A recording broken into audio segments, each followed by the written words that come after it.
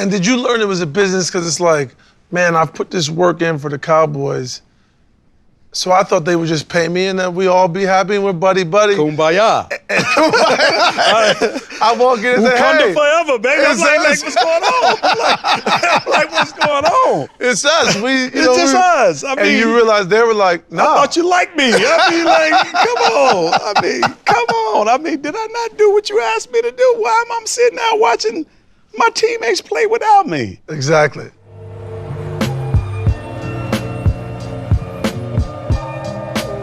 High school graduates, straight to the league. I ain't waiting for my knee to blow. Yesterday I was needing this dough. Get it? I was needing this dough.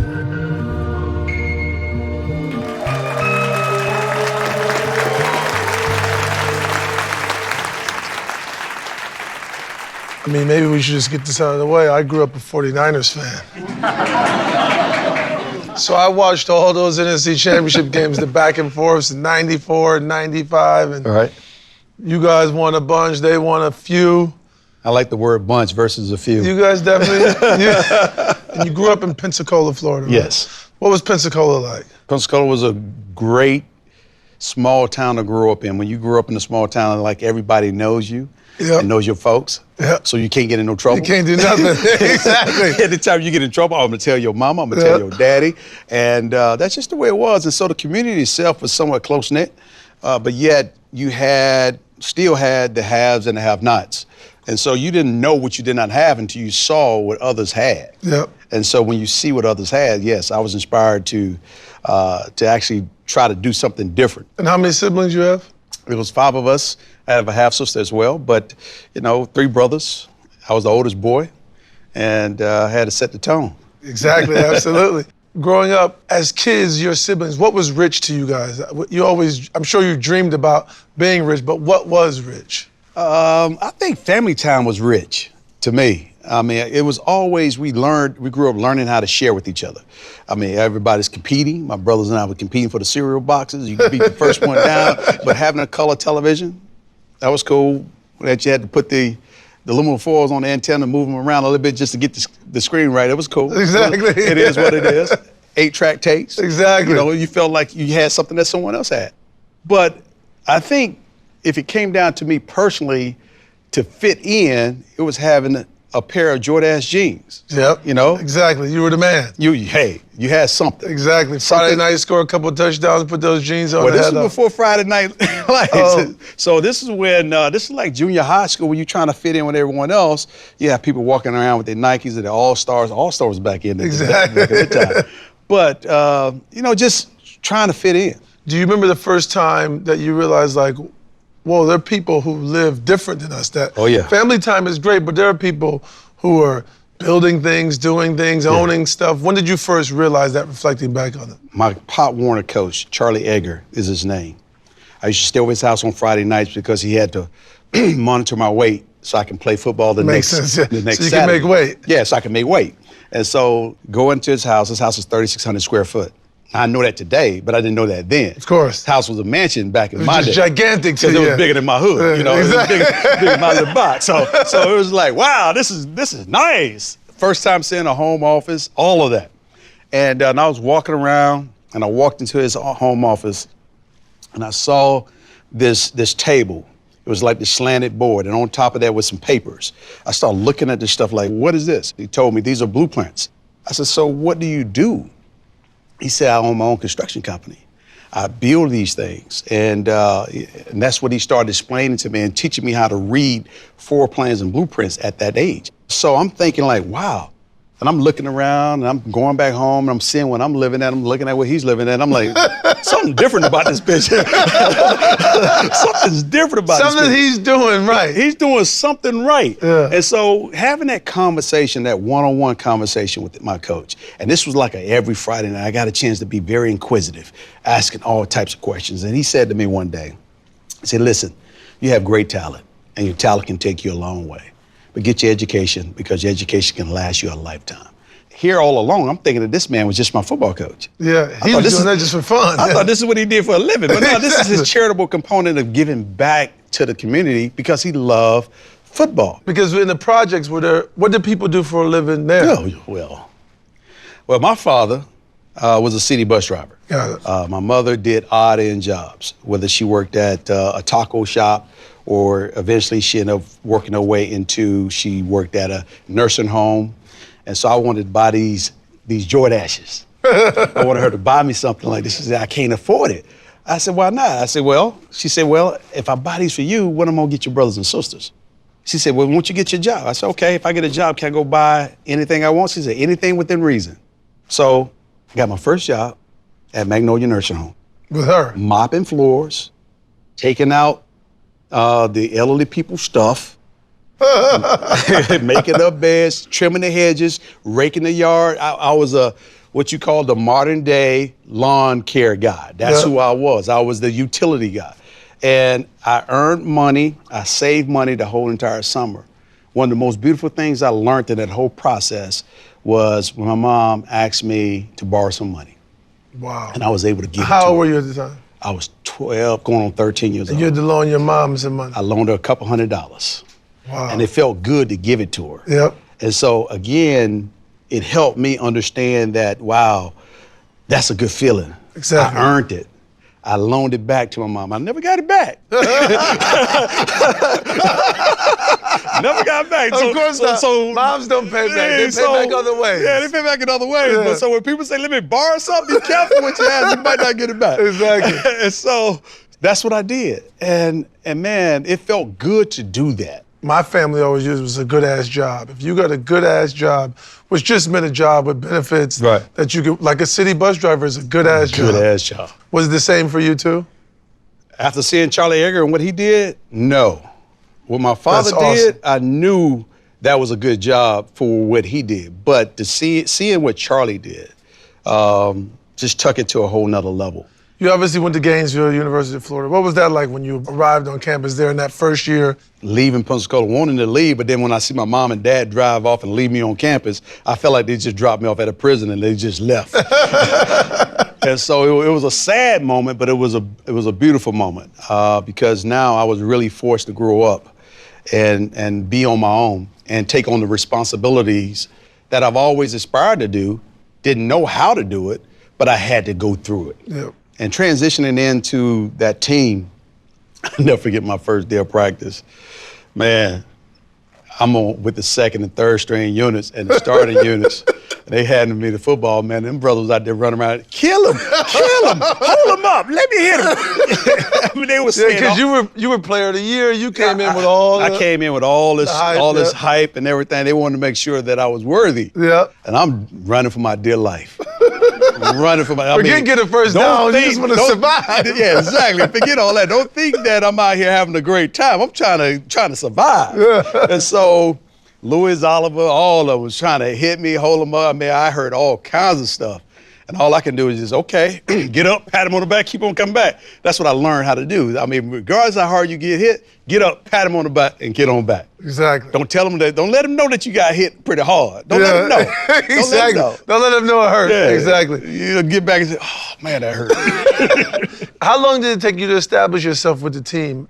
I think the game that really set the tone for the college player that I was going to be was my very first start against Alabama.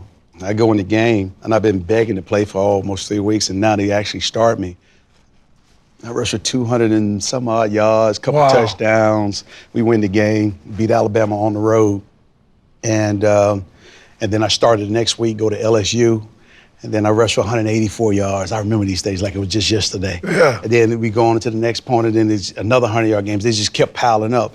And it was like, okay, we got our guy. Was there talk, or did you feel like being the man on campus, like, wow, we play every week, this stadium is sold out. I'm playing college football, but this is definitely a business. There are a lot of people with Gator T-shirts and 22 jerseys on. Wow, man, you know that? I mean, I'm sitting around, I'm walking around, and then I'm a freshman, and I have all these expectations, and you're starting to play, and you're starting to meet some of these expectations. And then you're seeing other people walking around with E. Smith 22 on the back of their jersey, and I'm sitting here saying, wow, this is crazy.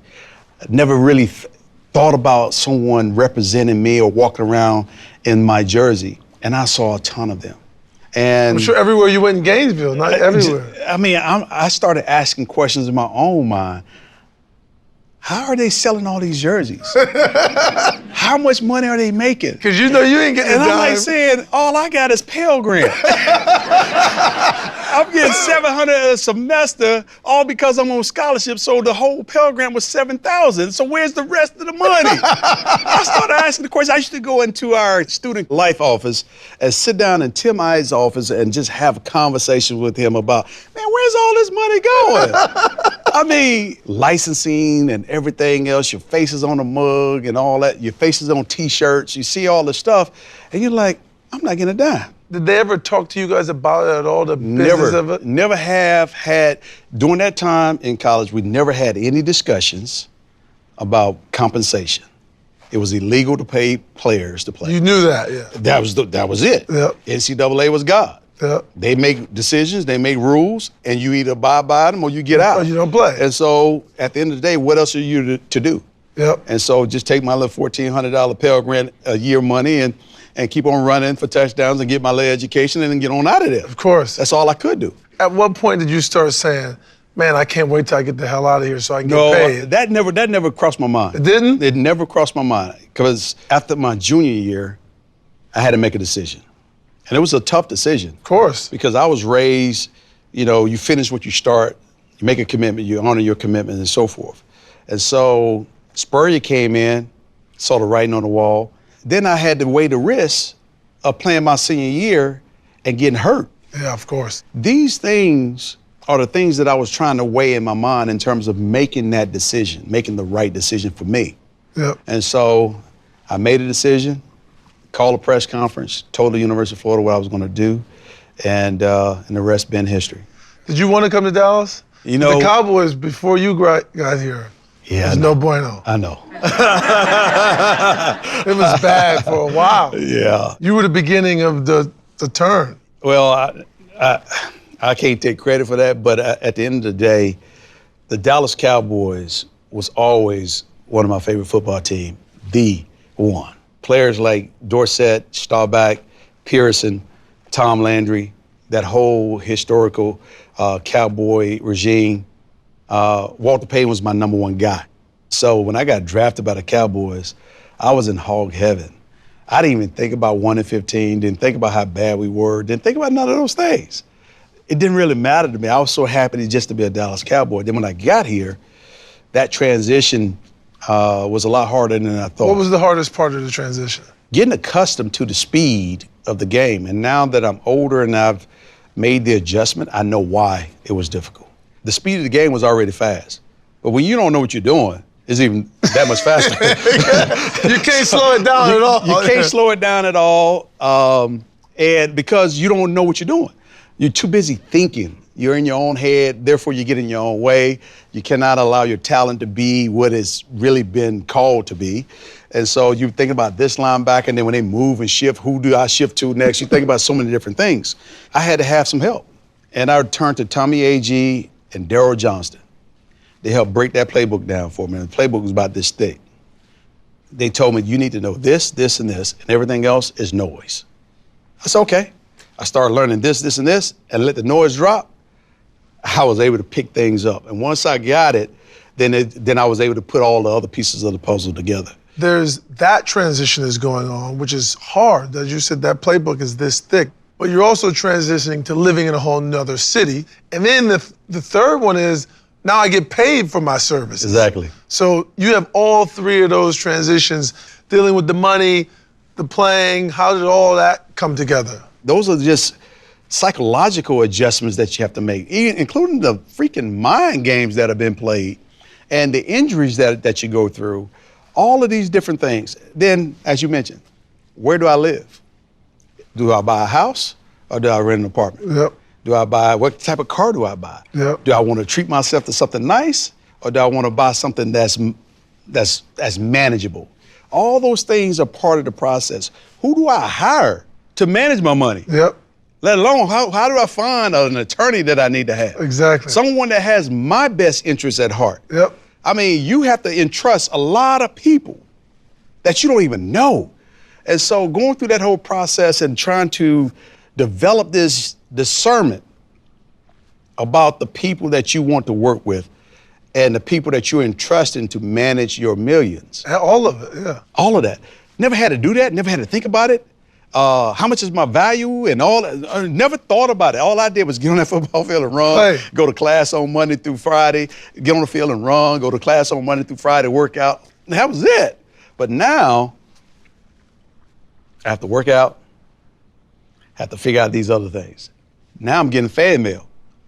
Now I'm trying to be a good professional athlete, and I got fan mail coming in. I'm like, oh, this is cool. I'm sitting at the dinner at my apartment complex, opening up letters and reading these letters and signing these autographs and sending them back on these. Before you know it, I'm playing with the boys now. I'm on the starting lineup and everything else. 6 weeks in, letters go from 25 to 100, from 100 to 500, from 500 to 1,000, from 1,000 to 4,000 pieces a week. And you sitting back saying, man, I can't respond to all this. That good Samaritan you were went out the window. You can't keep up with all that. I mean, you go in with all good intentions, but then you start to realize this is very costly. Of course. Time management. How do you manage that time? Time management. What was the first moment where you got slapped in the face like, oh shit, high school, Florida, I'm just playing football, having fun. It's a business, but it's fun. NFL is like, no, son, this is a job. My very first contract. Negotiating that deal. And at that time in 1990, many people may not realize this, but at that time, when your contract was actually up, you became a free agent. So you could sign a 3-year deal, and after your 3 years was up, you could become a free agent. I signed the actual 4-year deal that converted to a 3-year deal once I started my very first game. I started the second game of the season against the Washington Redskins. And so my contract reverted from a 4-year deal down to a 3-year deal. Well, in the meantime, those 3 years that went by, the NFL and the PA was negotiating a collective bargaining agreement. And that collective bargaining agreement stipulated that only time you can become a free agent was after 4 years. Oh, wow. A rookie had to play 4 years. For 4 years. But I only had 3. So they created this window, what they call restricted free agency. Yes. And restricted free agency meant that after my contract was up, although the Cowboys owned my rights, they have the right of first refusal. But I had 30 days to negotiate with all 31 other teams. And if I landed a contract with one of the 31 teams, then the Cowboys would have the right of first refusal. They can match it. Right, they can match it. So after 30 days, all bets was off. My contract, my rights reverted back to the Cowboys. So for all of y'all who haven't figured that out, I lost leverage. Yeah, because nobody's going to offer you a deal because they know the Cowboys are going to match. Well, why not mess up their salary cap? Why match? Exactly. I mean, if you all that, I mean, you rookie of the year, you became an all-pro in your second year, you led the league in rushing. In your second year, you led the league in rushing. Your third year, you're all-pro and you win the Super Bowl after your third year. Yep. I mean, what's the holdup? I mean, is this the first time you learned what the word leverage meant? I learned what leverage meant. I also learned what business is all about. Yeah. And so my agent and I was. How old were you at this time? Probably 23. Wow, that's going amazing. On 24. That's amazing that you have to learn that level of business at that age. Most people in normal business, executives, entrepreneurs, don't learn that until they're much older. Right. You have to figure that out at 23. At 23. So when you're looking at players, these are young men and women negotiating contracts, entrusting someone to negotiate the right contract for them, whether it's performance contract or a marketing contract. Either way it goes, you're entrusting someone to do that on your behalf. It can easily make you bitter because you entrusted that they were going to do the right thing. Well, I got signed, came on in, and things got turned around, and we went right back to the Super Bowl. Yeah. And so, yes, you learn right then and there it is a business. It's a business. And you learn how to treat it like a business. You also, did that forever change your thinking about the NFL? Completely. Did you guys have conversations like this about money, about finance, about investing in those days? We did. We talked. Even some of my teammates and I tried my rookie year. I saw 4 corners of just raw land. And I'm sitting here saying to myself, and I'm only 10, 15 minutes from the airport. I'm saying, man, this place is gonna be something one day. So I went to some of my teammates and I said, hey guys, when we parlay our money together, let's go buy this land. And this is before I actually got my first signing bonus. So when I got my signing bonus, I'm sitting here thinking $1 million is $1 million. It's really not. It's really 640. Exactly, before it even touched you. And so I go through that whole process, and they're like, yeah, let's do this, let's do that. Then by the time it come to getting his money, ain't nobody, the crickets out chirping. I can't put all my money in one basket. Of course. So I never did. But I saw something, and I knew it was valuable. I just did not know how to extract the value out of it at that time. And so when they said no, I said no. A couple years later, boom, boom, boom, boom, things popping up all around. That hard corner right now is probably worth over $50 million worth of cash flow. Wow. And it's probably valued at a couple $100 million. It's amazing. I mean, your career, it went longer than anyone ever expected because you're a running back, right? We see it today. Running backs are going through that today, but you had an incredible career, broke all the records. When did you actually start thinking about what am I going to do when I'm done, and how do I become more than a football player? That happened probably in '96. I met Roger Staubach when I got here in '90. In fact, I invested in an office building that sat right behind our practice facility in Valley Ranch. Built the office building along with some other folk, and we used the Staubach company to do the lease up. And so going through that process with them and getting money out and getting my returns and making some money on the transaction, I was like, yeah, this is cool. I actually did something now in the real estate space that's worthy to say, yes, I built that building. But then going through that whole process with him and then meeting other folks, a former teammate of mine who tore his knee up my rookie year, and before I got back, he was already gone. So I reconnected with him. And so with him, I'm riding around up in Bristol, Tennessee, and we're talking real estate language, and he's showing me all the things that he's doing, and so he breaks it down. 43.560. That's the first time I ever heard of 43.560, and it wasn't the yardage that I was rushing for.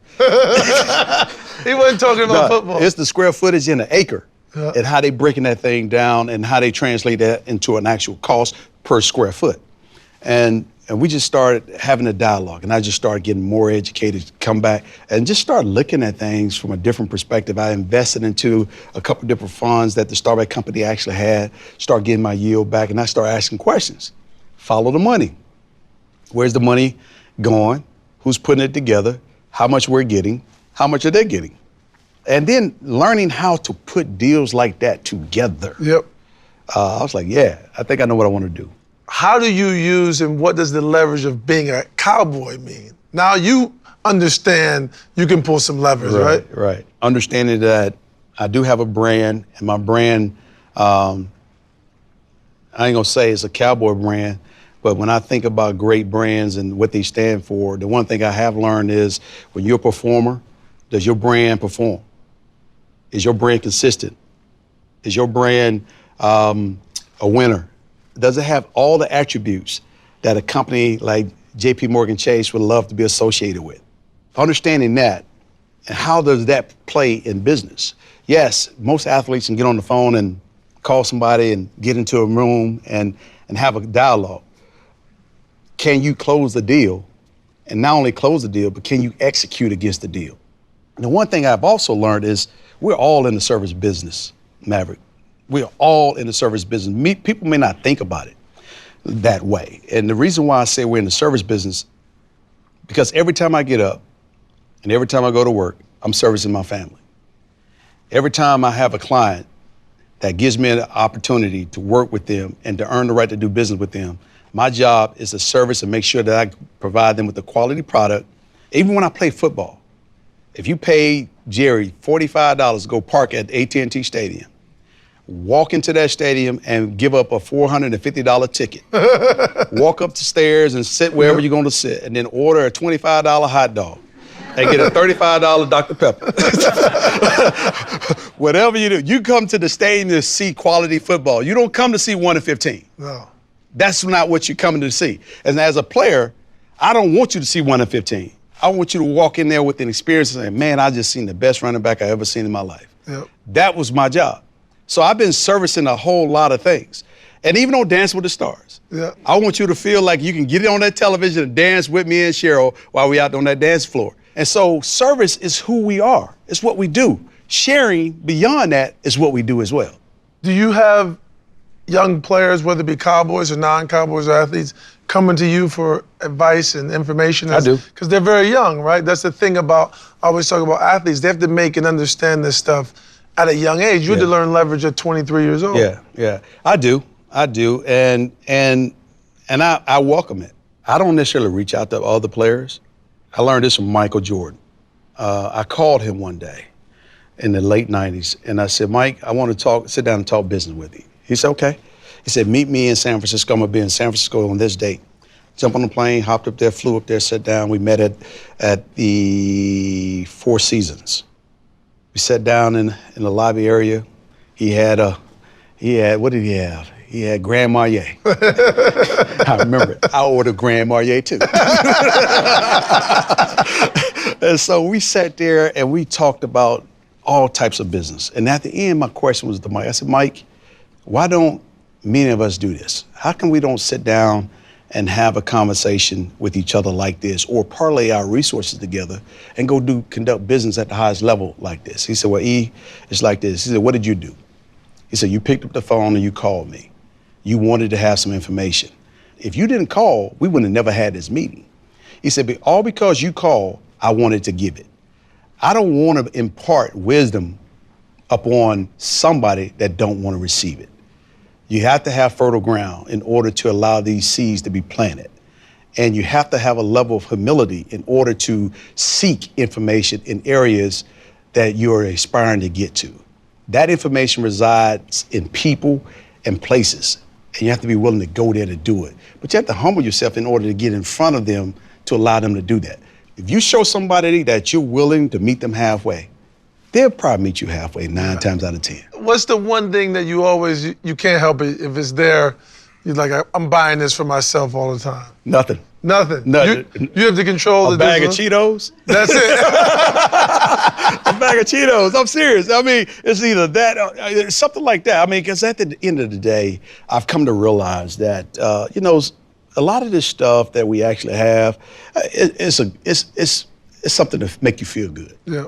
And if I gotta buy stuff to make me feel good, then it's the wrong thing for me. For me, it's like I get my joy out of watching my family celebrate birthdays and Christmas and holidays and being around family. Like I go back to my roots. I'm sure there's something about being in the projects in Pensacola, like a broke habit that you still got. Is there one that you still, there's something that just stops you from doing that or that because you remember being that kid in the projects? Well, I'm still trying to break that old slang. That's not going anywhere. Exactly. But, I think the thing that I have taken with me from the projects is grits and eggs. Yep.